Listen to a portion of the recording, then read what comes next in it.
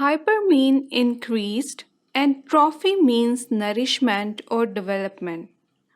Basically, it increases the size of the cell, which in turn increases the size of the organ.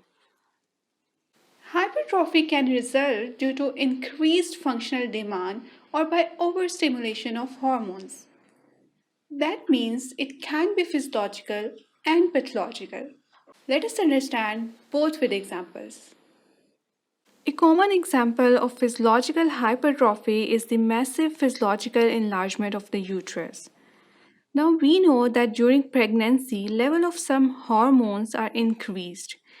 That will obviously lead to overstimulation. The stress of overstimulation will lead to hypertrophy. Estrogen is the hormone that is released in excess and it causes smooth muscle hypertrophy and hyperplasia. We will talk about hyperplasia in the next section. But just to clear you, hyperplasia is an increase in the number of cells rather than the size, and it mostly occurs side by side with the hypertrophy.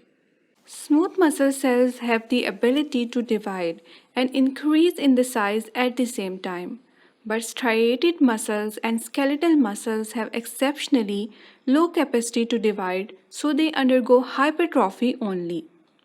That is the reason the wrestlers and weightlifters have a carved and rigid physique. Due to increased stress means the weight they lift, as a result of which muscle size increases. Now, coming to the example of pathological hypertrophy. I will quote here the same example mentioned in the start of our lecture. Due to hypertension, stress on the blood vessels and heart increases. Let us understand the mechanism behind.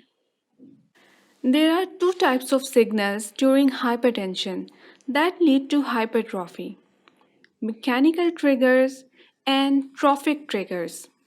Mechanical triggers can be stretch, and trophic trigger can be any mediator or growth factor. It can be a hormone even. These stimuli switch on the signal transduction pathways that ultimately induce genes. Gene induction stimulates the synthesis of cellular proteins. Now, these proteins can be growth factors and structural proteins.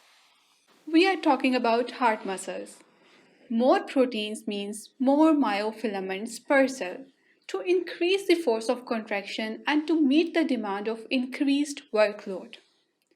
Another mechanism can be a change from adult proteins to neonatal proteins. Example of this is the muscle hypertrophy, where alpha myosin heavy chain is replaced by the beta myosin heavy chain. This results in slower but more energetic contractions, but this can occur up to a certain limit. After that, hypertrophy cannot compensate for increased stress. If these are the heart muscles, then the degeneration process starts in the myocardial fibers. This results in the fragmentation and loss of myofibrillar contractile elements. The cause behind these regressive changes is still not clear. It may be finite limit of blood supply to fibers, finite limits of mitochondria to supply ATP, finite limit of biosynthetic machinery, for example, contractile proteins and cytoskeleton. The end result is, however, ventricular dilatation and cardiac failure. These examples clear you of how the body responds to stress and how stress leads to injury. Let's move forward to hyperplasia.